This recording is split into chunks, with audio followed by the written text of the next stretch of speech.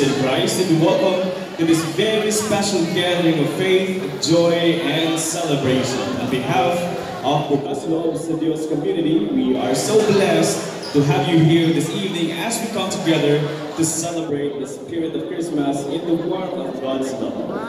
As we reflect on the miracle of Christ's birth, we are reminded by the hope, peace, and joy that He brings into our lives. This evening is not just about festivities, but about sharing in the light of God's presence with one another. So sit back, relax, and let's open our hearts to the true meaning of Christmas as we experience the joy of the season through fellowship and love of Christ. Once again, ladies and gentlemen, my brothers and sisters in Christ, welcome to the Bukas Loob sa Diyos Community Christmas Gathering 2024 with our theme, a Christ-centered community walking in faith as pilgrims of hope.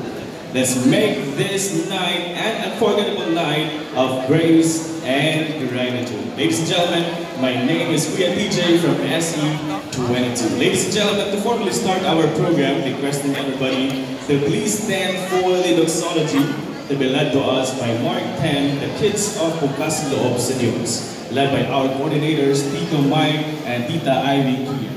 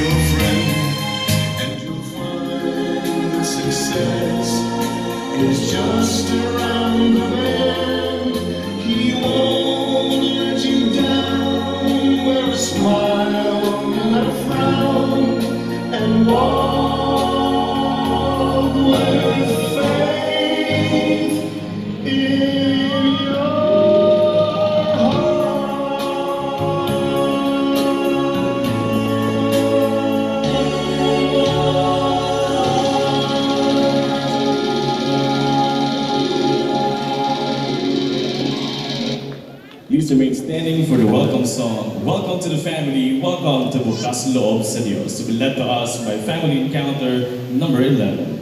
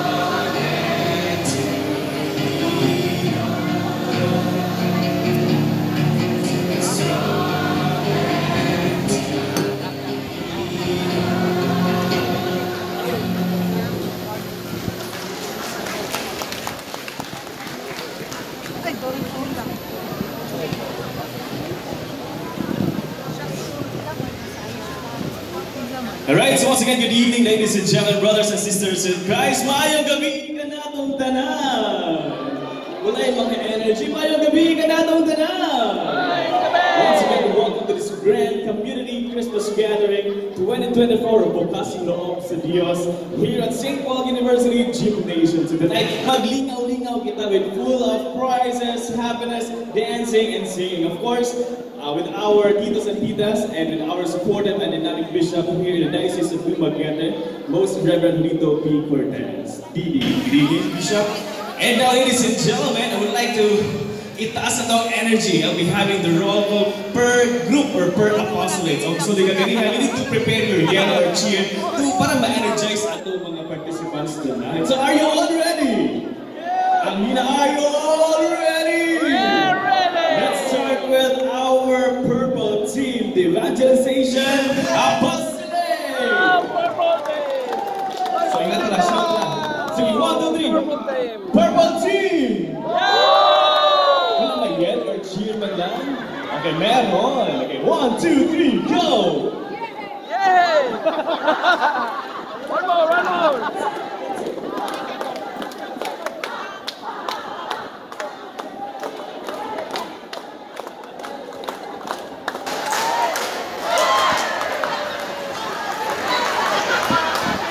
Alright, thank you so much, Purple Team, composed of Life and Spirit Apostolate, Family Life Apostolate, Marriage Life Apostolate, Post Life in the Spirit Group, and Praise and Ministry Worship Apostolate Group. And now, ladies and gentlemen, where are you, our Blue Team, the Formation Apostolate? Please all stand and make some dance and yell. 1, 2, 3, go! Happy Parade! How about, and of course, composed of Teaching Ministry, Word Ministry, Witness Development Program, Intercessory Ministry, and Discipline Ministry. And now, how about the Management Apostolate, the Red Team? Sige, lakasan! Kinasa malayo kayo. 1, 2, 3, go! Yes! Magpet-pet po rin na yung isagi. Di lang dito doon. Maraming salamat, Management Apostolate, composed of Service Ministry and the Treasury Ministry. How about our Green Team, the Mission Apostolate?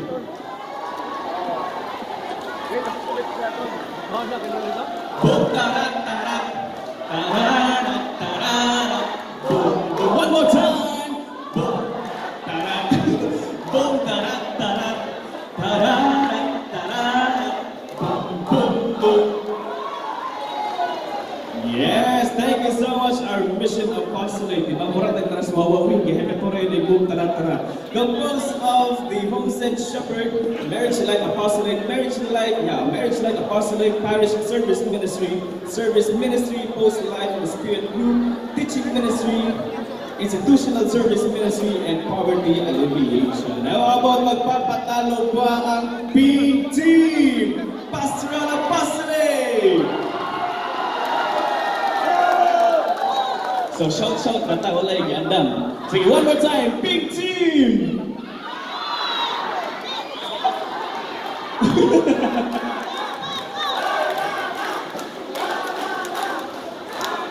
Di ba klaro sa? Di ba klaro? Thank you so much, our Pink Team, composed of Solo Parents Ministry, Singles Ministry, Youth Ministry, Pastoral Service Ministry, and Mark 10, the kids of Bokasing Loob sa Diyos. And now, ladies and gentlemen, to formally welcome us all and to give us the message of Christmas tonight, atong pagkatawag ng atong dynamic and very supportive bishop here in the Diocese of Dumaguete. Ladies and gentlemen, brothers and sisters, put your hands together to Most Reverend Lito P. Cortez, D.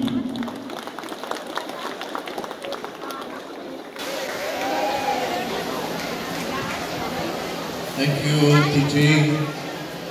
Our spiritual director, Pastor Julius Eruela, Father Jonathan, our brother priest here, our reverend deacons, the cluster shepherds, Cholo and Cora Consing, the district council stewards, Roy and Chiqui Marino, Mike and Cynthia Portugalesa, Ayen and Paul Conejos, Leg and Denden Flores, Noel and Mary Ann Lin, mga sakop sa BLD Diocese of Dumaguete, mga kaigsunan, dahil Kristo mayong gabi, kaninyong tanan. Gabi! Taas-taas ba ito akong walig kanina? Dili na naman ulitas ko ng ako karon. I would like to limit myself to 2 points based on the theme that you have given, which is really to follow the theme given by the Holy Father for the Jubilee Year 2025, Pilgrims of Hope. Ang akong duha ka points lang I'd like to share with you to think, especially during Christmas time, are 2 points on hope coming from Pope Benedict XVI, the predecessor of Pope Francis. Si Pope Benedict XVI actually came out with a whole document about hope. It's called Spes Salvi, or the hope that saves. Kunya, duha ka points I'd like to share with you from that document are number one,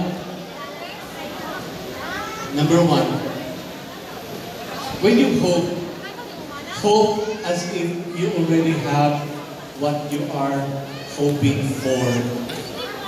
No? When you hope, we talk about hope. Hope, act as if you already have what you are hoping for. Kanang sa mga mahilig o mga manifestations, sa New Age, etc., they call this manifestation. Ang mga psychologists call this positivity. But actually, the Holy Father, Pope Benedict, was already talking about this. If you want to really be active in hope, act as if you already have what you are hoping for. For example, if you want to find joy in your life, then smile. No? Be happy. Exude happiness with others. Force yourself to smile. Smile and the world will smile with you. Second, if you're looking for love, then be loving. If you are looking for, if you want to find generosity, then be more giving. So that's the first principle. Act as if you already have what you are hoping for. Ikaduha, ang iyahang giingon nga, we wonder what we can do to give hope to the world. Ginagmay naman ta, gano naman ta nga pagkatao. Pero lahi ang paglantaw ni Pope Benedict. Ingon siya, each time you choose to do what is good, you give hope to the world. Can we repeat that? Each time you choose to do what is good, you give hope to the world. Once again, can we repeat that? Each time you choose to do what is good, you give hope to the world. Choose what is good and do what is good, and you give hope to the world. If we do that, then Christmas is truly alive with us today and in the coming years. Advance Merry Christmas to all of you. There you have it, brothers and sisters, our dear Bishop here in the Diocese of Dumaguete, Most Reverend Benito B. Cortez D. Once again, natatamas ka mong palakpakan. So, di na ito kalimtan ka, muhimot ng mga maayong pagutang aron makatagtaw na kung paglaong sa ato ang kalibutan. And now, let's also have America's our spiritual director of Bukas Loob sa Diyos to give his Christmas message to all of us. A big ladies and gentlemen, to Reverend Monsignor Julius Perpetuo Heruela. Sa pangalan ng Bispo, Bishop Benito B. Cortez, ang atong kaubang pare din, Pare Jonathan, Secretary sa Bispo, ang atong mga deacons, seminarians, ang atong CS, DCS, kauban sa community, the encountered community. Remember, we are the encountered community and covenanted community. Mayang gabi ninyong tanan. Ako rin sumpayan itong mensahe ni Bishop, Pilgrim of Hope. Kanina, nangita ko kung sa ko'y maayugot i-message. Pagtindog ni Bishop Tinhi, mapudi ang sumpay. Ang sumpay is that all of us need hope in our lives. Kitang tanan na kinanantag paglaom. The invitation to enter in, to become a pilgrim of hope is for all of us. We are all invited to enter and to become a pilgrim of hope na makahatag kita kitang paglaom sa atong mga kaigsunan. Whoever are we and wherever we are invited to enter. And so, karon ningon ta na kada makatungkog Christmas message nagud nay ulong og uncertainty. Ngayon sila, uncertain magud ang atong kinabuhi, kinahanglan kita og Pasko, ang spirit sa Pasko. And then, daghang kayo mga i-enumerate kung sa mga uncertainty sa atong kinabuhi. Dili man na wala yun, naagod na. Bisan sa atong community, we are certain kung maka-recruit ba ta every encounter. We are certain kung napatay gastuon sa atong community. We are certain isabay ang atong mga leaders mula sa community. But what is important is that the invitation to enter into hope. Morning, kung ang atong kinabuhi muna maghimong tag maayo, akong balikong yung visa, makahatag tag nindot na paglaom sa atong community. So, I hope when we enter 2025, the Jubilee year, maningkam kunta, tagsa-tagsa ka nato na maghimo og maayo, pulong na maayo, binuhatan na maayo, aron makahatag kitang paglaom sa tagsa-tagsa. Mayong Pasko ninyong tanan. There you have it, ladies and gentlemen, our spiritual director, Bukas Loob sa Diyos, Reverend Monsignor Julius Perpetuo Heruela. Again, atong hitang tanang giawhat sa pagbuhat ng maghimo og maayong mga butang, paghimo mga maayong pulong, aron kita makahatag o tinuod nga paglaom sa atong tibok kalibutan. And now, let's also hear a message from our cluster shepherd, cluster 28 of Dumaguete District, and we have Tito, Tita, Cholo, and Cora can sing. Let's give them a big hand, brothers and sisters.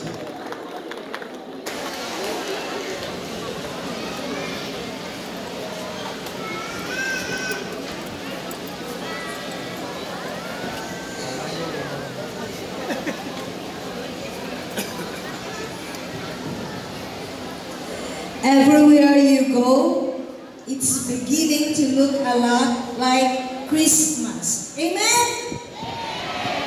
Amen? Good evening, BLD family and fellow pilgrims of hope. Good evening, Bishop, and good evening, Pads.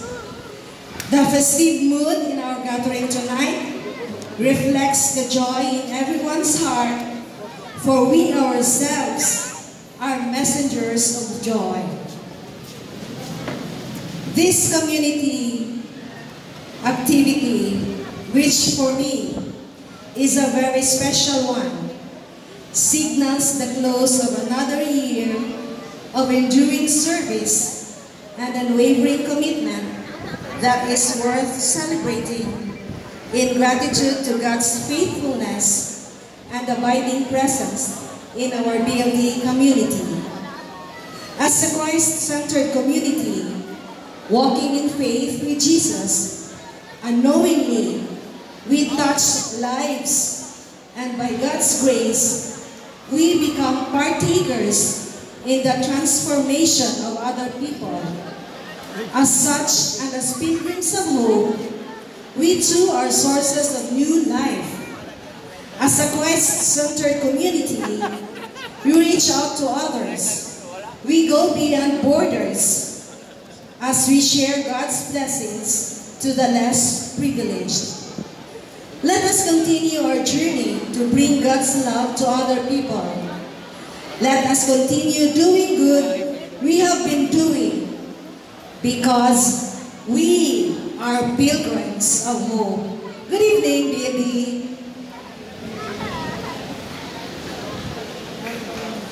One good lesson I learned about being a pilgrim is the virtue of preparedness.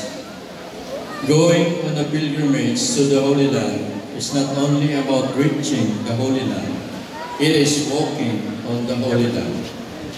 I was privileged to go to the Holy Land, but I was not prepared to take a long walk, and so I missed something as a pilgrim in the Holy Land. Talking about preparedness, for many of us, we really took time to prepare for our presentation tonight. Whether it was days and long nights of practice or just a day or two, still we prepared for our presentation. The working committee of this Christmas party prepared this venue probably since yesterday. Before coming here, we also prepared personally